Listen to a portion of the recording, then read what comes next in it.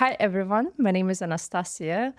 And today I'm super excited to welcome you at the very first podcast where we're going to discuss life. How many times in your life you had situations where you felt something, it was guiding you to act in a certain way, to do something, but then you neglected it and you simply decided to act as per logic. But then later on, you realize that the first feeling was the right one. And if you acted as per first feeling, your life would be a bit different right now. So today we are going to dive deeper into the causes of why we feel so much disconnected from our inner self, from our inner body, from our feelings. And I couldn't think about better person than my guest today, Anita Milovac. Hello. She is a new energetics and embodiment mentor. Hi, Hi, Anastasia. Thank you Anita. so much for having me. I'm really pleased to have you here. Thank you. You're welcome. Please, can you present yourself so people can understand better? Yes, of course. As you already said, I'm an energetics and embodiment mentor, coach, healer. And my predominant work is to really bring people into their sovereignty, to bring people into their own inner power. And that really goes along with the embodiment of our own energetic blueprint, the understanding of our psychological mechanisms, and the deconditioning of who we are not in our cultures and societies to actually really understand who we are. And that is, of course, a process that deals with trauma. It deals with a lot of situations that we encounter in life, not just in this lifetime, but in many others before that. So my role is basically to always guide you back to you. Exactly. So, That's why I love what you're doing. And that's why what we're going to discuss further, I feel it's going to really help everyone else to get a little bit more connected to themselves, to understand the causes why it happened to us that we don't listen to our body. We so many times just guided by our logic rather than feeling of our inner self. And the first and the most important topic which I want to discuss is the connection to our body. And you really know a lot about that. yes. So the basics of how you can identify that you are connected or you're disconnected, because it's very easy to say, but then when you tap into that, how you can understand, is it really your body or that's your mind? First, we need to go all the way back to when we were children, growing up, right? So you have to look at how we are growing up in our cultures, in our societies, in our school systems. It is always about the outside authority, someone else guiding us, someone else knowing what is right for us, what we need to do. And this is the era that we are coming pretty much out from, right? So it's the era of the tribe, sacrificing our needs and ourselves for the greater good of the tribe and of the community.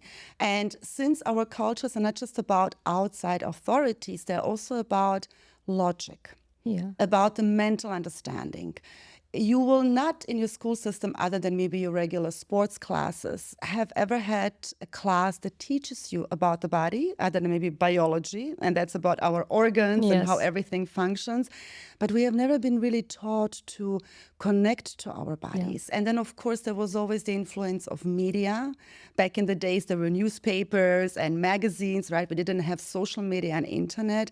And today it's the social media. So we are always giving this picture of what a perfect body looks like, what a woman especially should look like, how she should feel like. And all these outside influences and information are bringing us further and further away from our body. Because we are trying to process logically and mentally someone else's information. Yeah. Yeah, so this is where it also goes back to trusting ourselves. How can you trust yourself when you don't even know what is yours? But this is difficult to trust yourself. That's why maybe a lot of people actually neglecting that feeling, because it's easier when you actually can explain it to yourself why why exactly you're doing that, rather than you are just doing something by your feeling. You don't have any proof that something is going to turn good, but at the same time, you have a lot of possibilities that it can happen. Absolutely. But you see, it's not about a war or a battle between the mind and the body. It's coherence. Yeah. So it's having the mind, the body, and the soul speaking the same language. But we usually have our mind speaking German, our body speaking Mandarin, Yeah. and then we wonder why we can't connect both, right? So it's about merging those two together. We Yeah. do need the logic in our lives to apply it to certain situations. However, there is much more that we don't know, And the cells in our body store that information. Yeah. And that goes back to our ancestors, that goes back to many lifetimes. Whether people believe in this or not, it doesn't matter. It is still ingrained in us. So connecting to our body, it requires one big factor, and that is to slow down. And that is to listen. And this is very hard for people in a culture where we are so goal driven and just go, go, go, do the next. Nothing is ever enough. Nothing is ever good enough. Right. When is it actually really enough? Until our body breaks down. Yeah, they say that actually this is almost the last call from your higher self to tell you that you are doing something wrong, and that's why we have this science. The cause of the disease, when you're psychological, you can explain it. You can actually understand when you tap into that what caused the sickness. Before you might get a lot of signals, but you were neglecting them. You didn't really pay attention, and then at the last moment when you got sick, you're thinking, oh, why I got sick, why it happened to me, and you start blaming weather, some viruses, whatever it is. The truth is, our bodies are freaking machines. They are really machines. If you imagine what our body is going through, what our body is fighting for us every single day, then you will really understand the sacredness of it and the power of it.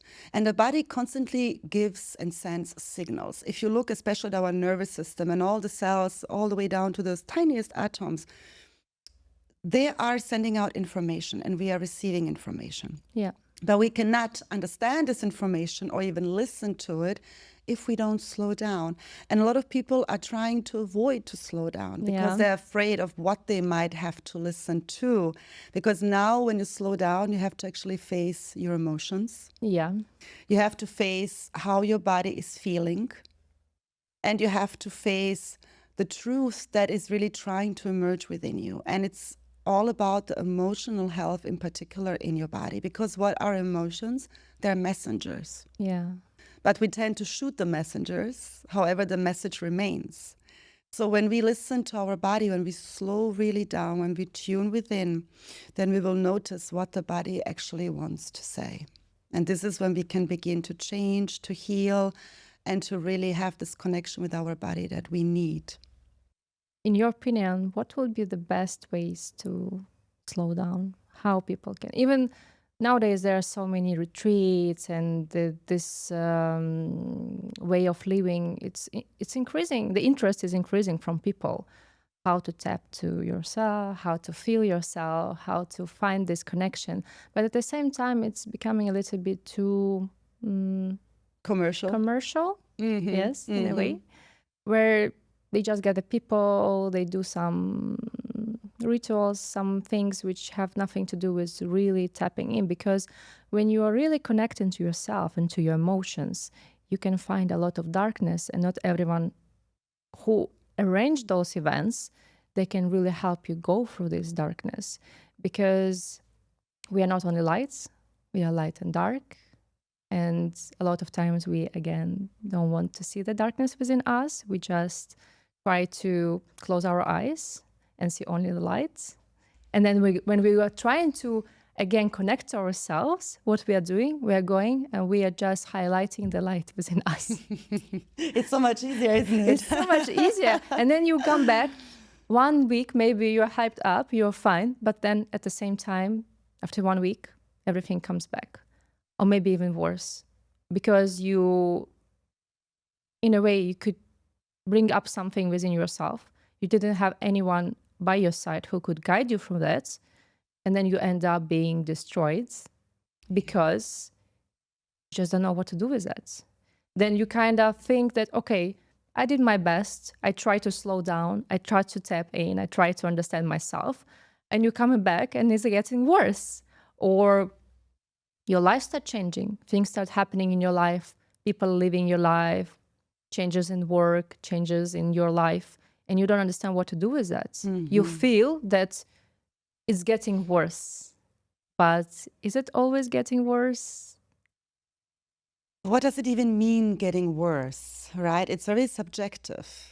It's our perception of something getting worse. But what is actually getting worse is only that our body is screaming louder, that our inner knowing is screaming louder. And you said something beautiful about guidance. It is amazing to go to all of those retreats, and it's amazing to have everything here, and it's becoming, yes, also commercial, unfortunately, but on the other side, there's a lot of options for people to choose from. However, you need to always look who you are going to.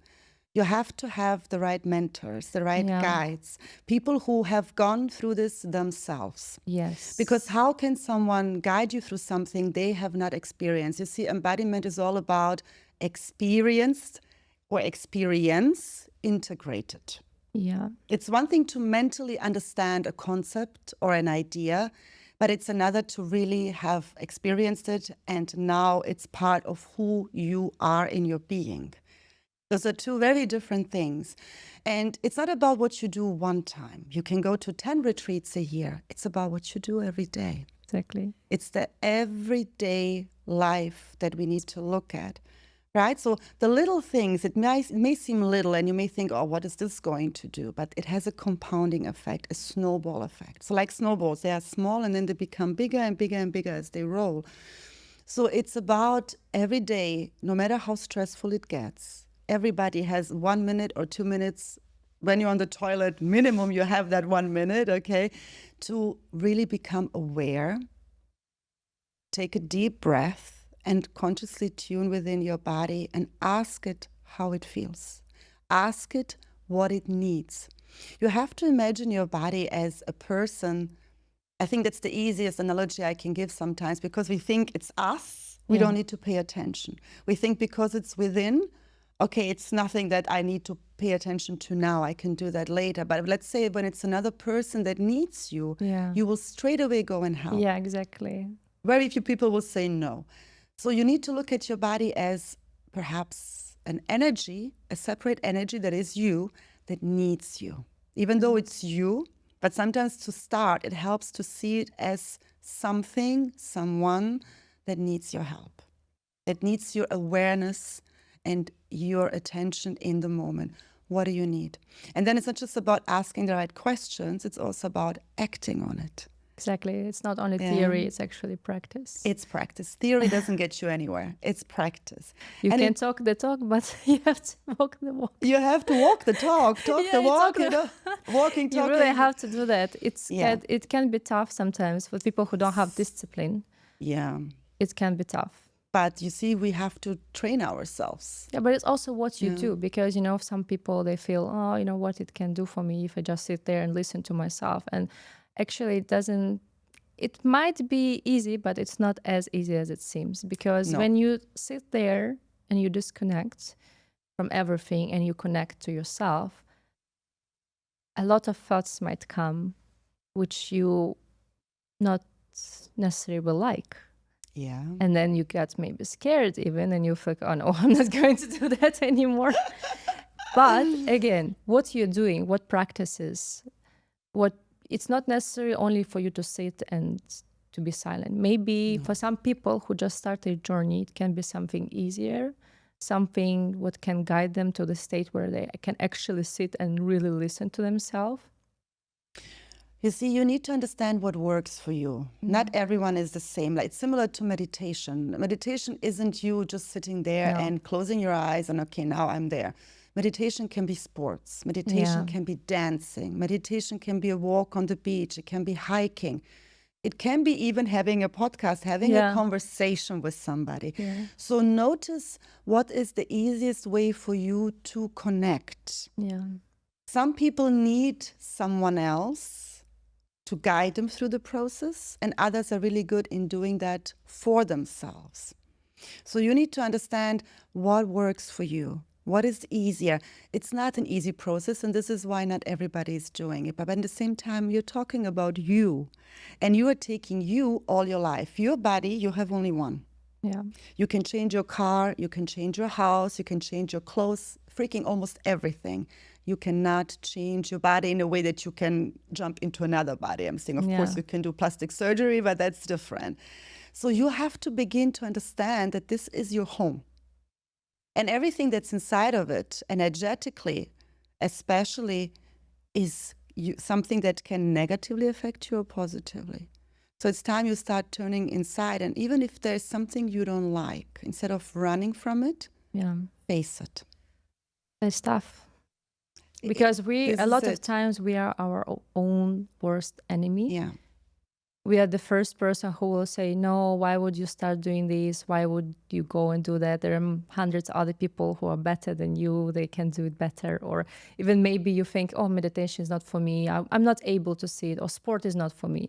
So it's really difficult for people to tap into that, even support yourself Yeah. at trying something new. Follow your preference. This is the first step. That's why I said, what is easier for your preference? It's like liking ice cream chocolate more than ice cream vanilla or strawberry or something else. It is similar. There's a reason why you like one over the other, which taste can change, right? It's actually good when you start even, choosing between two. You have chocolate Yes. or vanilla ice cream. Which one I like? I feel myself. Okay, right Yes. now I feel I want chocolate. And you really go for Yes. chocolate because maybe sometimes you feel like, oh, I always like chocolate. But then at the moment you really want something else and you follow Yes. your habits. You and follow you the just, habits. Then one day after another day, you are betraying yourself. All the time. And it's so funny because we talk so much about boundaries. Boundaries aren't for other people how to treat you. Yeah. Boundaries are for you, how you treat yourself and how you allow others in that sense as well to treat you, but they're for you. Because boundaries are based on values. So you need to understand, what are your values? What is important for you? And then check with yourself, how many times a day do I break my own values? Let's say honesty is a value for you. And you want people to be honest to you. And you're trying also to be honest as much as you can to others. But how many times do you lie to yourself a day? Exactly, yeah. Saying no when you mean yes, and yes yeah. when you mean no. Like, it starts with those small things. So when someone asks you, are you okay? And you're not, and you say, yeah. I'm okay. Yeah. Just saying, I'm not okay, but I'm going to be. So we have such a hard time doing that. And that's why I'm saying it's the small things a day that matter that you do for yourself. I agree, 100%. I had my own experiences like that. That's how I started step by step, trying to listen to myself, to my body. Listen, what do I want at this moment? Do I want to have water? Or even sometimes you want to drink and you're neglecting that. You are not doing that. You want to go to washroom, you're not going to washroom because you just sit there and do something else. Yeah. That's actually, you are betraying yourself. You're stepping on your own boundaries. How are you expecting other people to respect your boundaries? And then we go in the world and we are facing all the people who are not appreciating us or doing things which hurt us. But then we start from ourselves. It's always about the self. This is what we need to understand. Everything in this world is about the self. This is why people, when they speak so much about selfishness, well, we are all selfish. There is no other way, because it starts from the self. So this is, again, what I was referring to earlier, this tribal instincts of pleasing others, just in order to belong. We are getting away from that. It's all now about individuality and sovereignty. And it doesn't mean we are going to walk around like some selfish bastards, not care about people around us. No. But it means that we are able to discern when we are really doing something for someone else because they need us, versus where we need now really time for ourselves to honor what we need in that moment. But then, in this way, sometimes when you have friends, for example, family members, and you needed some help, they helped you. And then at other moment, they need your help. But at that exactly moment, you feel like You don't really have energy. And it is really difficult to say no at that moment because you want to protect your own boundaries because you're not feeling well. You don't have energy for that. But then these people, they were helping you, and you saying no at that moment, it's very sensitive how you manage to present it to another person in a way where you can explain that it's not because I don't love you, it's just because I don't have enough energy right now. I'm going for something. I don't have ability to help you. Not because I don't want, but because I cannot. Exactly as you said it. We need to learn. One of the arts we have really lost is the art of communication. Yeah. And when I say communication, I mean open and honest and vulnerable communication. We live in a time of social media, right? People are communicating all day long, but what are we communicating?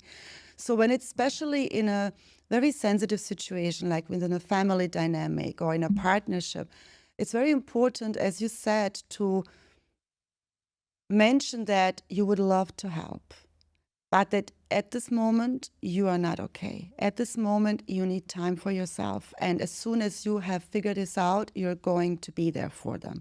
It is important that people understand that we want to be there for them, but that we also respect our time. And this is where we lead by example. Mm-hmm. Yeah, if we want the dynamics to change, we need to be these dynamics. Yeah. And someone's got to start. You have to start from yourself, definitely. If you want to change the world, you can't expect the world to change unless you did a change yourself. So it's being honest. You know, people feel the frequency of honesty, and they feel the frequency of someone being genuine. It's not just about being honest and rude to somebody and throwing words to hurt them. It's about really being genuine with what we say.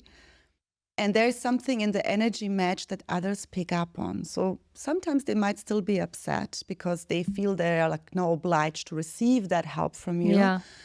But this is then on their end. This is something they have to deal with. And this is something where you should also not take it personal. Your role is to communicate honestly, to find a balance for yourself. Because when your cup is full in that sense, you can not necessarily give to others because you have nothing to give. Yeah. That's why sometimes the analogy of an empty cup is actually better. Yeah. Because when your cup is empty, you have space, you can fill it. Yeah. So again, we need to begin to learn to communicate honestly because we live in a world still where everyone is easily triggered. Yes. Everyone is offended quickly, super hypersensitive. We need to cut that BS out, and we need to really begin to have real talk with ourselves. Why are we like this? Yeah. And again, we are coming back to the topic, being connected to yourself. Yes. Feel the moment, you will feel it. Like everyone have this feeling. I'm 100% sure. It's just that we're so much neglecting it. Yeah. And I was there as well. I was neglecting a lot of times. I would blame other people for doing something wrong to me, whether it was not them, it was me doing wrong to myself. Yeah. And then once I realized that the world around me is my mirror, it became easier. And I start listening. I start tapping in, understanding, okay, what do I want? Yeah. Is it me, really? Or it's the world around, or just the world around responding to me within myself? And then I start using all the techniques and meditations and everything. So it's like a everyday ritual currently for me to have that in my life, because without that, in this crazy world, I don't know how you can stay really balanced if you don't use anything to calm yourself down, to calm your nervous system down. And I'm not talking just to calm down and getting triggered another second. No, you have to learn really to calm down in a way where you understand why exactly that triggered me, what it says about myself. Then in this way, you can really do it through this world of craziness around. It is a journey. It is really a journey. You know, I used to be in my 20s a very quick, angry bird. Yeah. You know, I have Balkan blood in me. So if someone would piss me off, oh my goodness, they would feel Balkan blood, but raised in Germany. Yeah, but raised in Germany, right? So double trouble, right? So I used to be very quick in being really angry with somebody. And I learned to also control, not just control, but understand also the anger I was carrying, and to understand, was it really my anger? It's not about, not taking responsibility. We need to take responsibility for our emotions, but we have no idea how much of what we carry is not actually even ours. Yeah. We pick it up from the collective. We pick it up, through situations, and then it's in us. And instead of transmuting it, we are identifying with it. And that's the problem. You are not your anger, but your anger is there because it wants to tell you something. Yeah. So it is a constant checking in with yourself, but you see, you reach a tipping point. In the beginning, you start every day with these practices. And as you say, you need a ritual, you need things that, help you center, help you balance. But once you reach this tipping point, you're in it. And then having rituals or having to do this daily isn't even required anymore because you are it. And then when you go through fluctuations in life, let's say something happens, because shit does happen in life, then if you feel that the need to do it, you can use certain practices. Yeah, you can use certain meditations, go for a walk, whatever. For me, for example, when I feel imbalanced, I know I need to go for a walk. Yeah. I know I need to move my body. This is me. If my body doesn't move, the emotions just, crumble up like a ball, and then they do their own show there. So I know, okay, I'm not feeling all right now. I'm not aligned with myself. I need to go for a walk. And then you know what I do? I have my phone, my voice memos, and I am my own therapist. Yeah. I talk to myself. Things that sometimes we wouldn't share with anybody, right? Makes So I record everything, really everything. And you cannot imagine the amount of revelations I had just through talking to myself out loud. It's like when you write an, diary, you have a diary, but it's just the voice diary, and then it's easier when you're walking. Yes. How many times when you talk on the phone, even you are walking around in circles, because you make this energy move, and it's getting easier. Yes. I understand you. I support 100%. I also go for a walk, but I love connect with nature. I like to walk bare feet in the sand, in the sea, just through the through the sea line, and it's amazing. This is something a lot of people are missing again in their life. Because nowadays we're all in these boxes, we wear shoes, we disconnect ourselves, we have electronics everywhere, and it affects everyone as well in terms of disconnecting yourself from your feeling, because you have constant disruption around you. You don't even go to walk barefoot on the grass or on the sand. Yeah. You don't really even understand the structure of what you're eating, the taste. You don't feel the texture of the materials around you. It becomes like on the background. Yeah. This is when you're not connected, when you're not present. This is also where sensuality comes in. Yeah, exactly. Right? So this is sensuality. Ooh, it's so soft, or soft. when you can start enjoy. Hearing goosebumps when it's nice, you feel it. Yeah. It's actually one of the techniques when you want to become in the moment. Yeah, touch something. Touch something and feel its texture. Feel its texture or smell. Close your eyes, smell. Right? It's amazing. There's so many things you can use to really connect. And as I say, in the beginning, we used tools, but it's something that was always in us. Yeah, exactly. We just forgot. We forgot, and life gets busy. But this is why I say we have to, it's a remembrance again. Yeah, exactly. You're reminding yourself. Yeah. Deconditioning, and then it's like you're there. You're really there. And of course, then you go until the next, let's say, hurdle comes. But by the time something next comes, you already know what to do because you're so connected.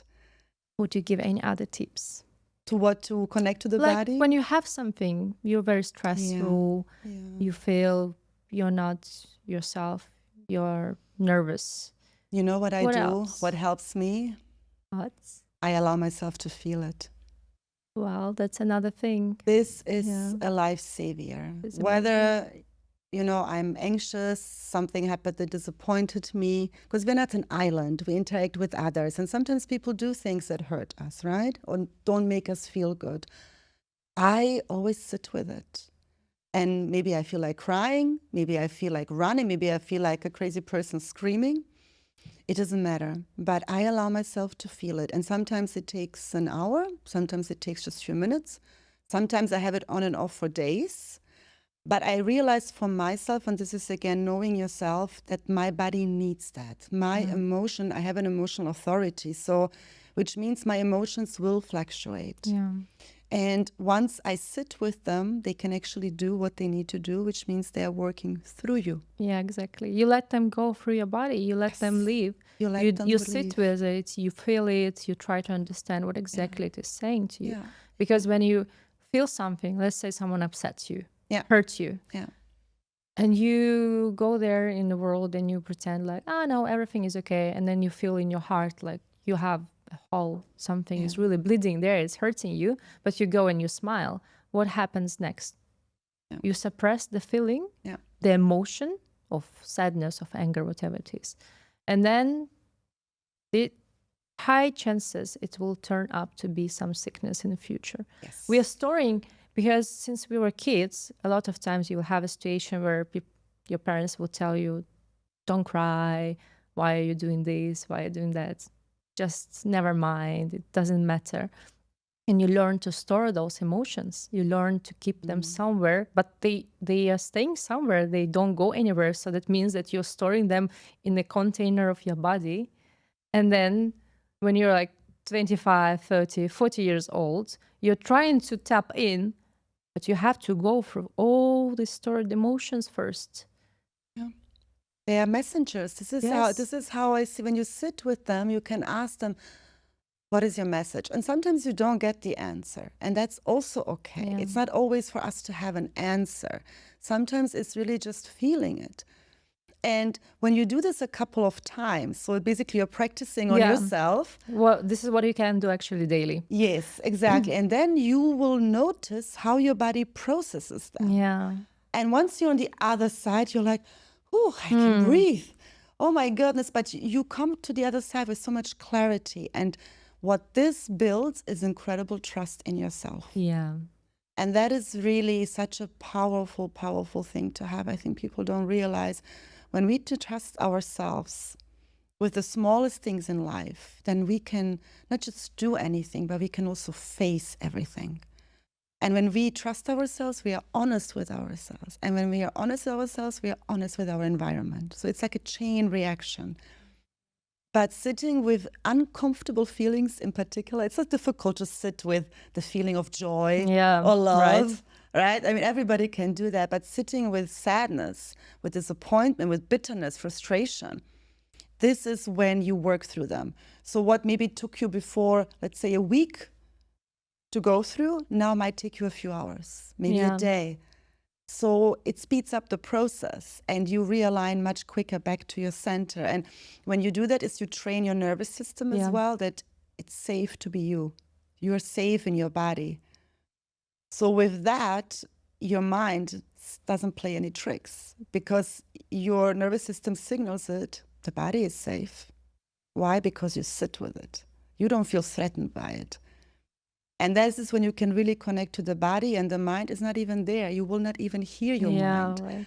So it often works in the paradox of what we have been taught to do, right? So when you can practice this every day, just get to know yourself. It's like you're going on a date with somebody.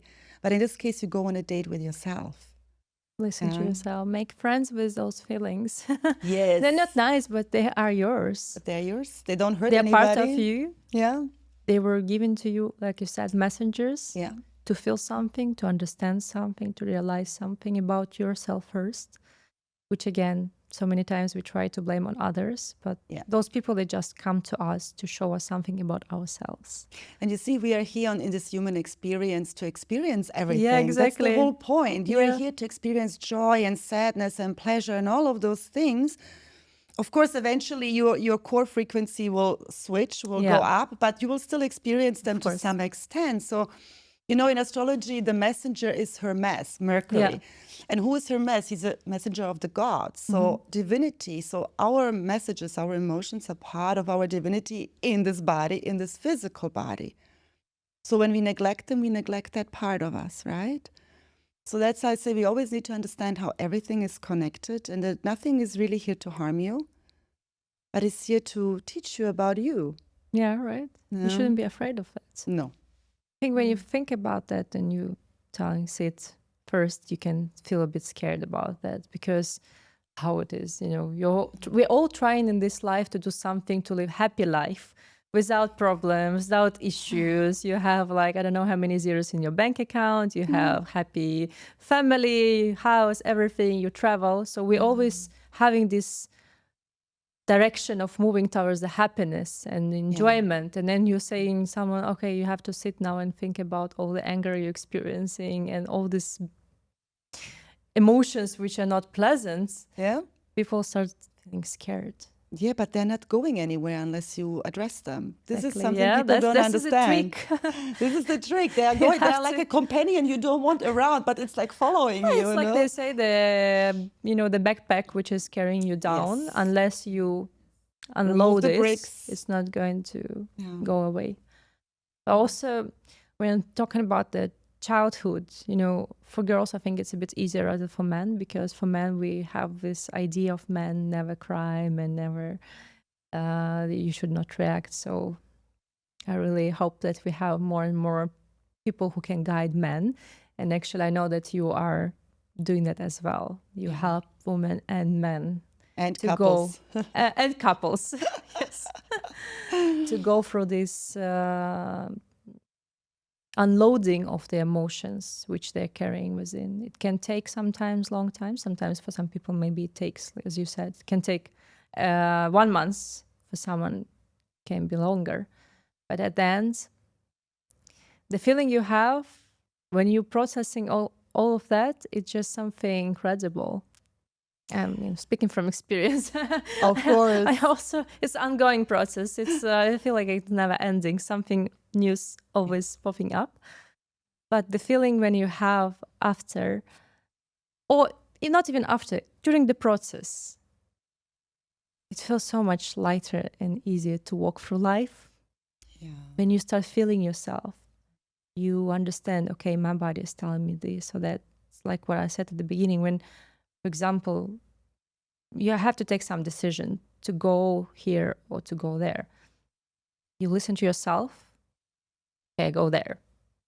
And everything is fine with you. I know stories where girls, they would not listen to themselves and something not good would happen to them.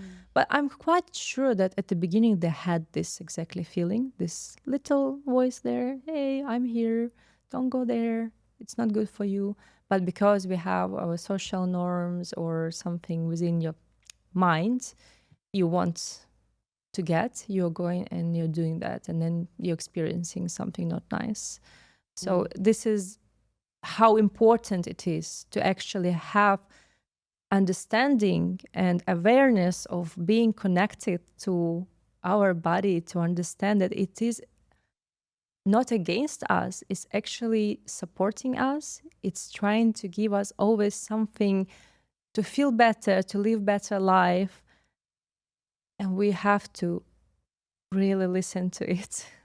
Very, very, very, very. And you know how important it is to it do that. And is. it takes time. It really takes time, That's why I'm saying, like, especially the generations that were born before 2010. Most of us are here to transmute karmic timelines, ancestral timelines. And when you look at the generations that were coming in, we all had to heal a lot of stuff and decondition a lot of stuff. But when you look at the generations, which we call the Alpha generation, coming in after 2010, they are coming in not with the veil of forgetfulness as we did, but they're coming in with a much higher frequency, higher frequency of self-love. Right. They're very different. And if you even observe them and watch them, everything that we as kids did not have, or maybe had, but was shut down for majority of us, those kids are able to live now.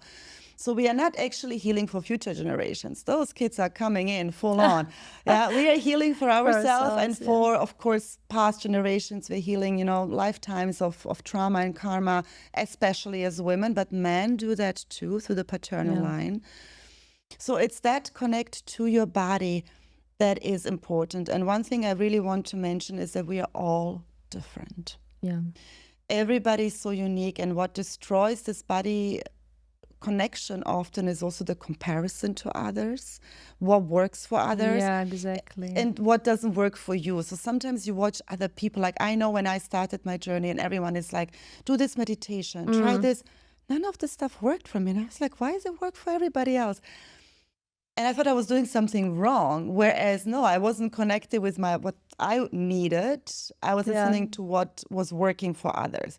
So I stopped all of this and I said, okay, this is maybe why it also doesn't work for a lot of people as well, because we are not listening to ourselves. We have a unique energy system and how it operates. For some people, it's that emotional part where we need days to work through emotions. For others, it's the instant knowing.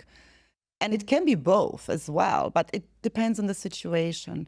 So again, we are not an enigma to figure out. It's really not that complicated. Yeah, it's when we remove all these complicated half teachings out there and we tune within, we will realize, hey, we got it all.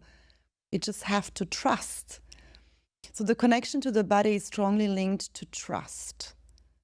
You will have a hard time connecting to your body if you don't trust your body, and vice versa. Also, when you're trying to compare,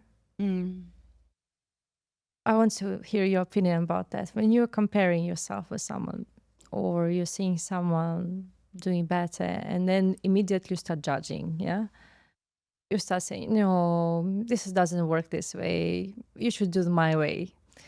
Isn't this also like stepping on your own boundaries? When you are trying to judge another person,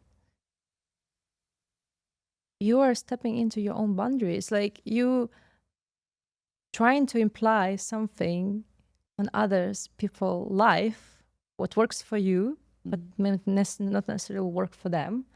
Because you start comparing, you know that this works for you, this doesn't work for another person. And then you're trying to push and say, no, you should try, you should do it. You see, this is why my work is so different. I don't do any of these things. Even though I have all the trainings and degrees for everything, I don't. And this is why it's so different. When people discover how they understand.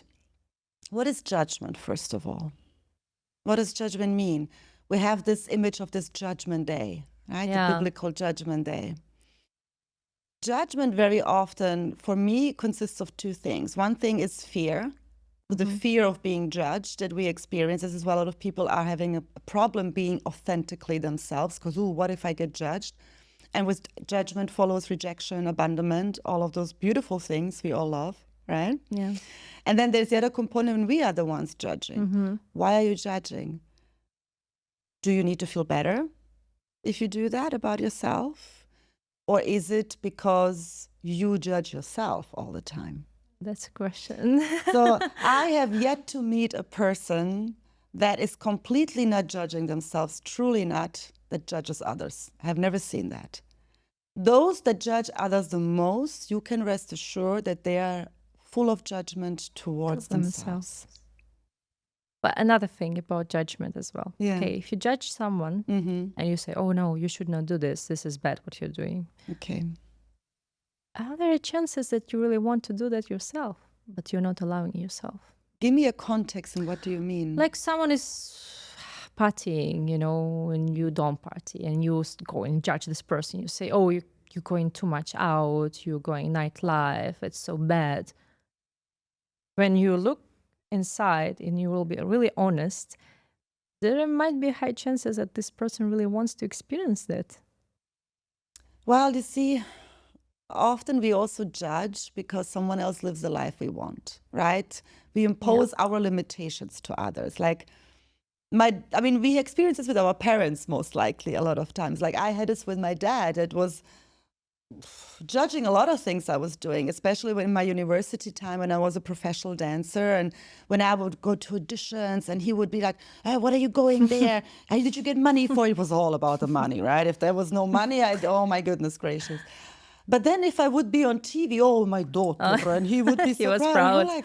I'm like, Dad, this is the thing you were judging earlier.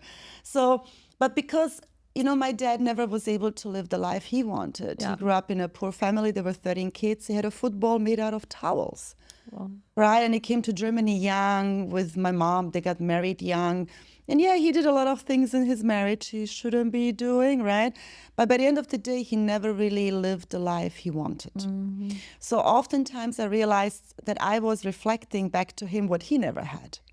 So I would experience a lot of judgment from my own parents, not my mom, but from my dad in particular. And that would hurt me a lot because course. somehow it was never enough. Whatever I Yeah. was doing wasn't enough. But it wasn't that it wasn't enough. It was him judging it based on what he didn't have, based on his own limitations he experienced, and, you know, based on the judgment he also had towards himself of not having lived the life he wanted. And I think that's what a lot of us experience. And yes, we are all different. You know, I was naturally always a rebel, a nonconformist. I was naturally seeing things differently than, you know, majority. Even in my school, I was questioning things where my teachers were like, Anita. So I was always like that. Other people are not. So this is, again, where comparison completely fails to make any sense, right? And I think because I am so free and liberated within myself, and I really don't judge myself, I don't have that judgment at all towards You don't others. have it now, or you did you have it before? Let's form it this way. Of course, I would lie if I said I didn't have judgment, for sure.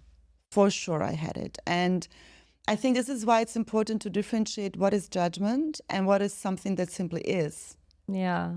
That is also something very different, right? When something is what it is, I'm not judging it, I'm just stating it. But judging usually implies good or bad, right or wrong. This is how you know where judgment comes But in. this is like a reality check you have when you Yeah. judge, because mostly we feel Mm. that we want to judge someone. Yeah. We want to say our opinion. Let's say Yes. this way.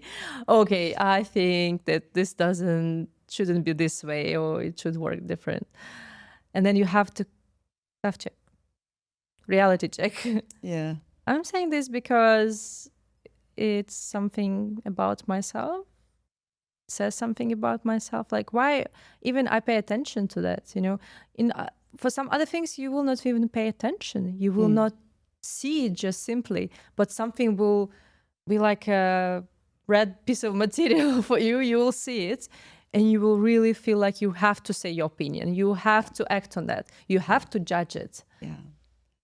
So it's also very important, once you feel, for everyone who wants to understand how you can reconnect with yourself, whenever you have this kind of urge, check with yourself really what it is. Yeah. Judgment is usually based on comparison. Without comparison, you don't have a judgment.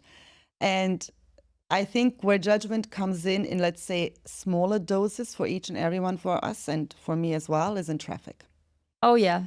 Yeah, certain nationalities driving a certain way. Now, is it judgment or is it fact? I leave it up to you, right? But it goes with that. So these are the moments where you're like, "Argh!" And we really need to calm ourselves down. But this is a different level, again, of judgment, right? So to eliminate judgment to its tiniest bit, I think we need a couple of 100 years more to remove that programming, right? Because but at least you can do this reality check with yourself. Microdose, like, okay, and again, you have to accept it. Okay, Yes. I felt it. I felt this judgment right at this moment. Yes. I felt it. That will help you as well to connect to your body, to your feeling, because you immediately recognize it. Yeah. You let it go through your body, through your system, Yes. whatever it is. Yes. And you acknowledge it. Yeah, it was there. You don't store it. Yeah. You don't store it for the sake of you to live a happy life, which we all try to live here. But it's amazing how our mind and body works together, and how we have all the keys and we have all the options to make it better, to live better life, and be at the same time aligned with ourselves. It's not necessary only for you to show the picture to others and pretend to yourself that, oh, okay, it doesn't really matter for me. No, if you feel that it matters, if you feel that you have this anger, you feel you're suppressing something, acknowledge that for your own sake. Yeah, and a lot of women have a lot of anger. Yeah, especially women, way more than men. Even we associate it as an aggressive testosterone thing.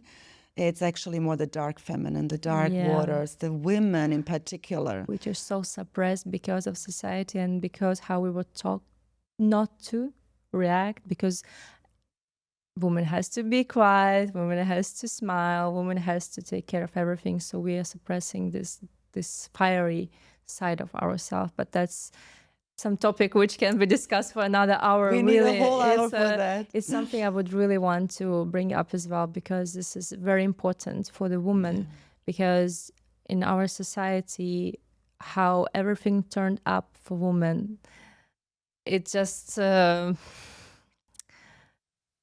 it's not always fair, the way women are treated, the way we are not able to express ourselves. And again, everything comes back to essential thing, connecting to your body, whatever it is, woman, it's man, kids. And I think we have to really teach kids from childhood. And you are talking about that in your Instagram profile as well, that kids are actually, we have to learn from them. It's the other way around. We learn from them because they are so connected, man. When I look at my nephews, I don't have kids yet, but when I look at them, I'm like, damn. And they even connect you more. Yes. So that would be actually another thing, is spend time with children. Yes, exactly. I forgot that. How did I forget that? So we have at least few now. Yeah. Reality checks, let's say it this way. Yeah. When you feel that you want to be in the moment, to slow down, try to touch something, feel the texture, how it feels. Is it hot? Is it cold? Is it metal? Is it wood or material? Then what was else? Then you can focus on one thing. You can focus on an image. You can focus, zoom in, like we zoom in, zoom out every day. And check all the details, right? And just focus on one thing, like for example, that picture or that thing here on the table, and you just focus on it. And you will see how you zoom out completely. It's what usually happens in the elevator. It's just now we have the phones. Exactly. By the way, phones are very distracting. Yes. We feel that we are actually distracting from the world, but we are distracting ourselves from ourselves when we are on the phone. Exactly. That's another thing. Don't ever think that phones are tricky. Phones are tricky. Then the other thing is check in with yourself consciously every day how you feel. Just ask yourself, how are you feeling? Like, how are you really feeling right now? Right. And wait what comes to you. Don't expect something to come to you in a certain way. Just allow it to be there. And observe. Don't judge, don't identify, don't suppress. Just allow it to be present. Then the other is move your body. Move, really. Find your own way of meditation. I would say it this way. Your own way. If you cannot sit for 20 minutes, 15 minutes, don't. Just go for a walk, go to jogging, dance, anything. Can be. Some people, they feel meditation when they're driving. Oh, yeah, actually, it's one of the most meditative states, by the way, is meditation. It's also when you get a lot of downloads. Don't go on traffic. When it's traffic jam, but don't go. Go. Start with that. Let's focus on things. When you first start working on your judgment, then you slowly go into the meditation. Yeah. So at least a few points we highlighted today, which can help us and everyone else who listened to that podcast to bring them back to the moment, to live through the emotion, to not store it, and then get out of that feeling with fresh head, calm hearts. Yes. And a smile on the face. It really isn't that complicated. It's actually really easy. We just I think we are so programmed to believe that things have to be hard for them to be valuable. And that's a problem because it's like you have to work hard to get something. It's really not. It's not. And this is also where we are shifting, which again is a whole nother topic, where it's meant to be fun. It's not always fun in life, yes, but overall it's meant to be fun. So take it easy on yourself, really, and have patience with yourself as well. And know that you're here on a journey. You're not born with a handbook on how is Anastasia functioning, how Anita functioning. Just give it a bit more love to yourself, but in the right way, not only neglecting and concentrating on the lights. Just love to the parts which you feel they are dark, they're not nice. It's also important. That's exactly how actually Anita, she can help you do that. So I will be really happy if you check her profile and subscribe. And she's an amazing mentor, person who can guide you through all these darkness sides of yourself.